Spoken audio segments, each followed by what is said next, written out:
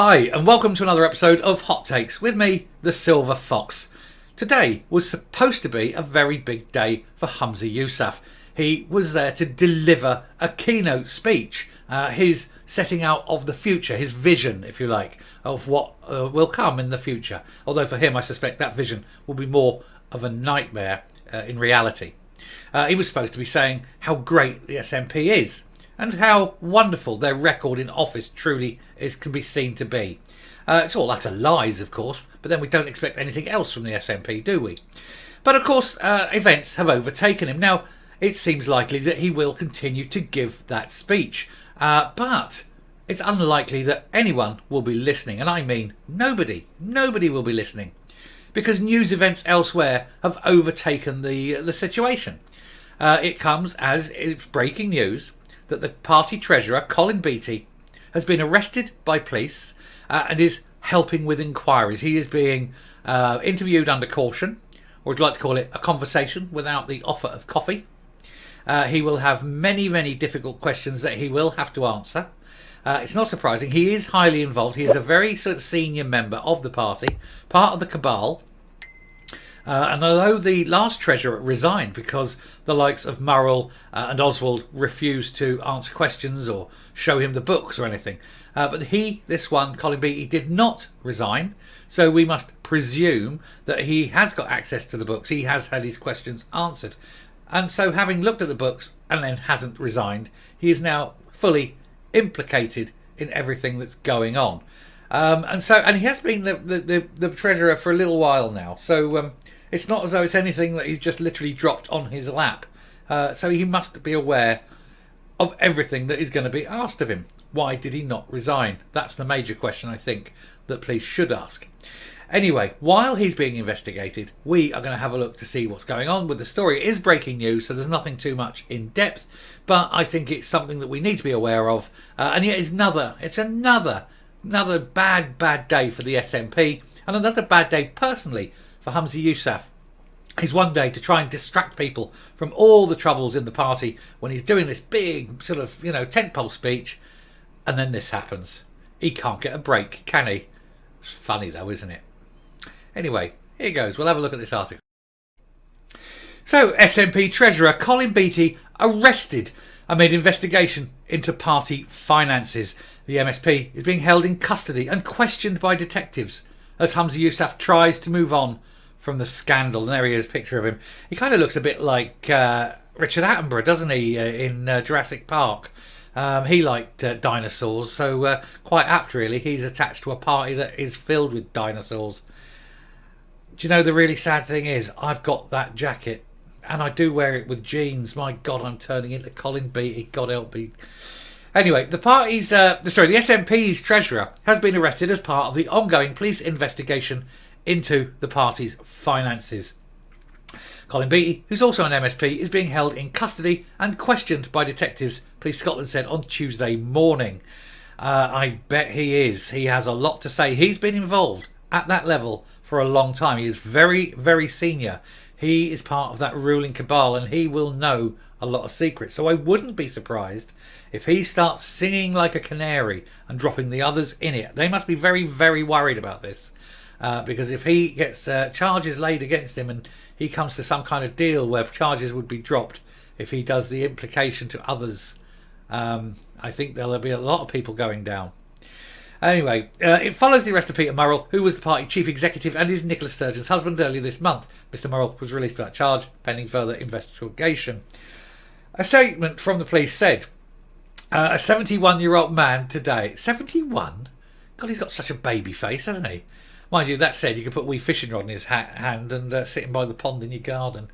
Anyway, a statement said a 71-year-old man has today, Tuesday 18th of April 2023, been arrested as a suspect in connection with the ongoing investigation into the funding and finances of the Scottish National Party. The man is in custody and is being questioned by Police Scotland detectives. A report will be sent to the Crown Office and the Procurator Fiscal Service.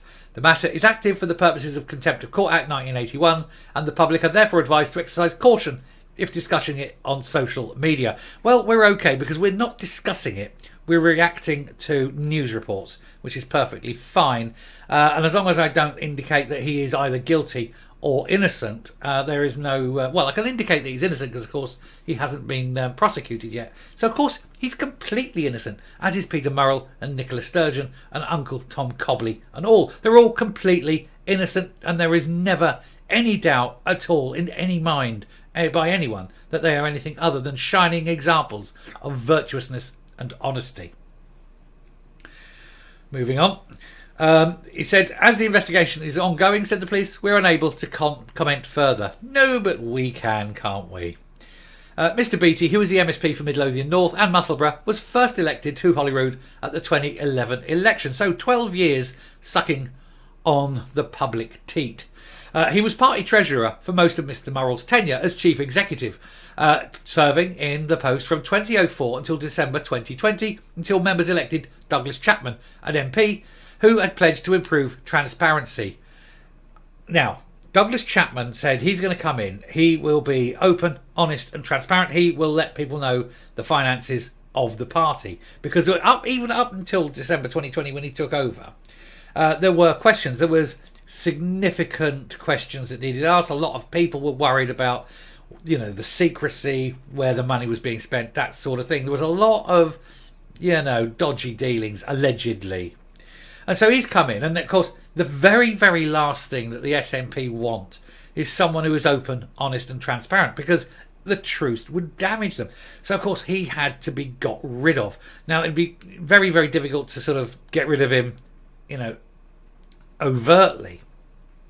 So they did the undermining technique, and they refused to let him see the books. They refused to answer questions. And so he resigned, saying that he was incapable of doing the job without the information being given to him, and they were refusing to give him the information. It's as simple as that. So they got rid of him. So the party said, oh no, we've got this Colin Beattie, we don't trust him, blah, blah, blah, blah, blah. He's the treasurer, but we don't like him.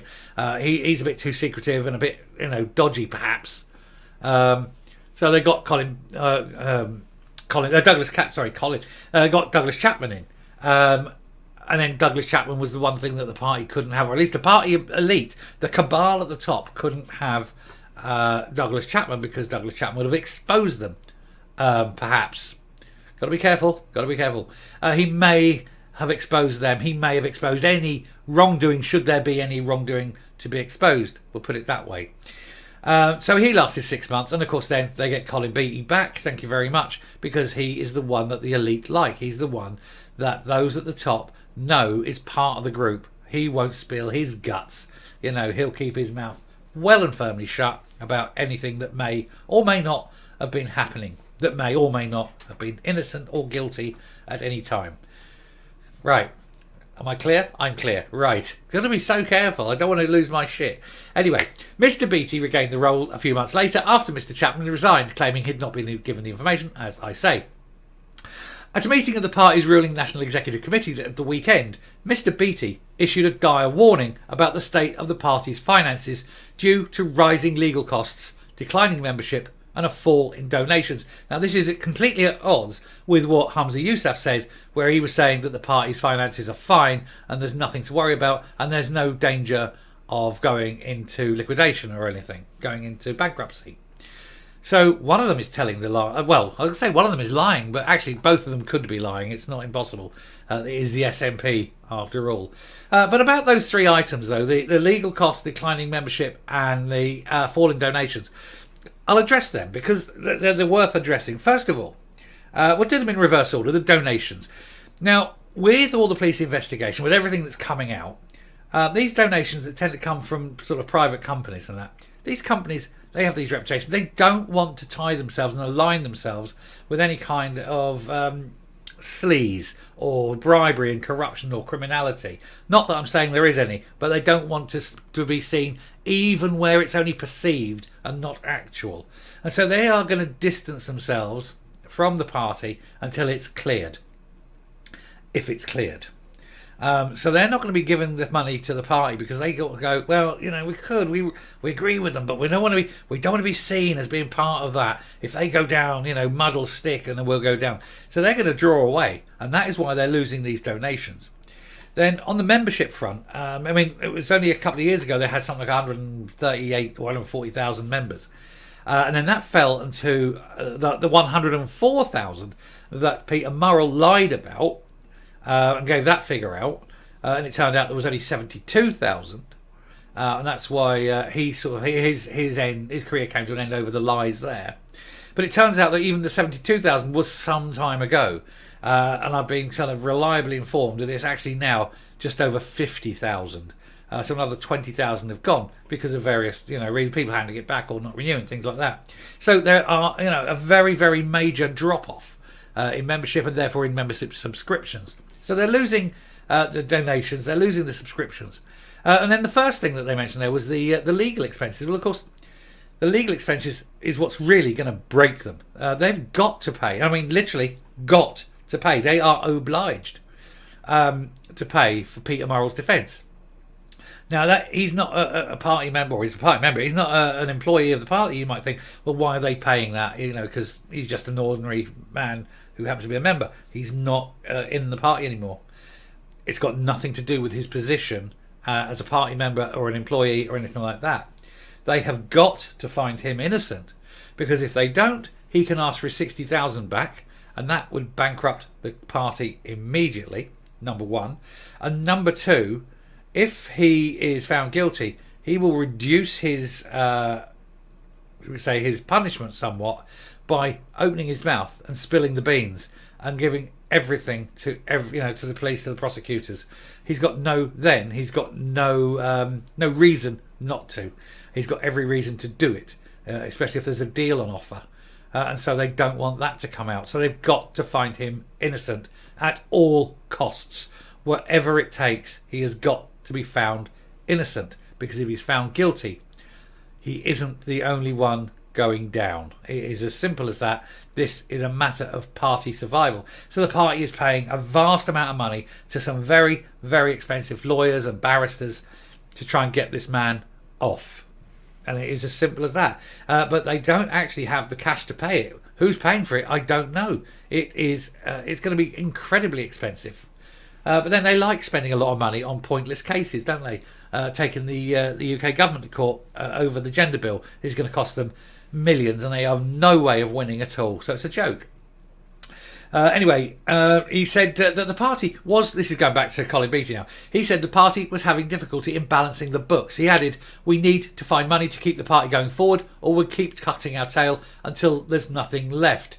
And I don't suppose too many people would be bothered about that. I think it'd be a happy day if they just sort of crashed and burned, wouldn't they? Senior SNP figures, including former Westminster leader Ian Blackford, insisted his remarks had been taken out of context.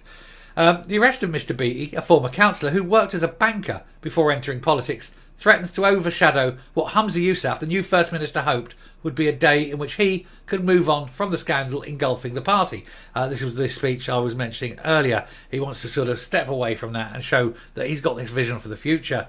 But then all this happens, and he's plumbed straight back into the middle of it. Mr Yousaf is planning to set out his legislative agenda at Holyrood this afternoon on what is the first day back for MSPs after the Easter recess, and I bet he wishes there was a few more days of that. Miss Sturgeon has already said she will stay away from the Parliament and take part in proceedings only remotely after she was drawn deeper into questions over finances. She's claiming that that's because she doesn't want to take the attention off of Humza Yousaf, and I think that we all know that that's a load of old codswallop. She's staying away because the last thing she wants is to be held accountable, to have questions asked, to be forced into standing in front of her peers and being looked at for what she is. So she can sit and hide behind that screen, and if anything awkward happens, she can just switch it off. Anyway, the video emerged of her at the weekend attempting to shut down scrutiny of the SNP's finances at a meeting of the party's NEC in 2021. Now, that alone, I have mentioned this before, when she was saying they need to get these donations in, we've got to give this united front, we've got to make sure that people believe that the party's finances are fine. No one must question the finances, no one must look at the finances, we've got to pretend that they're great to get this money in.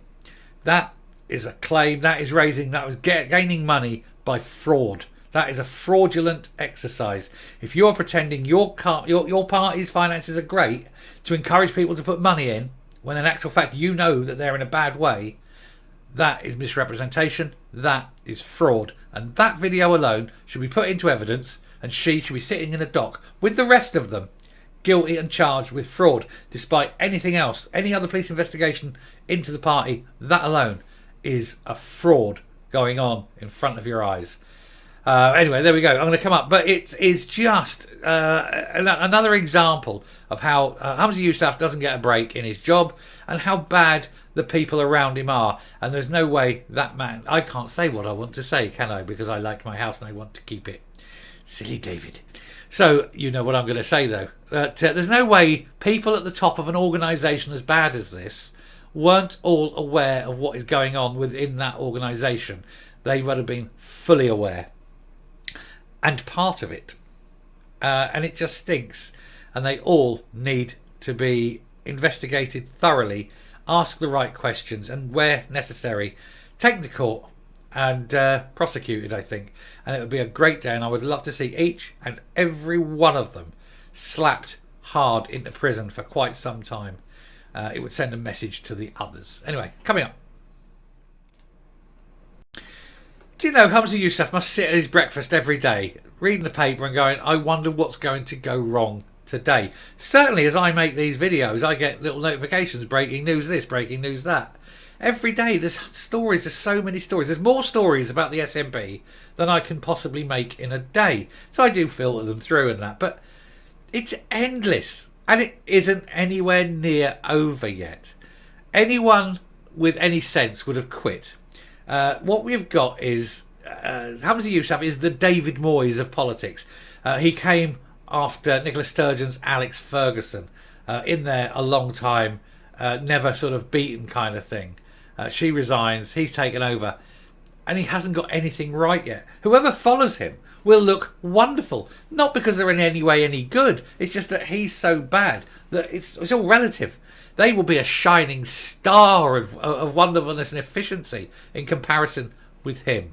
He really does need to sort of consider resigning before the party does finally break up.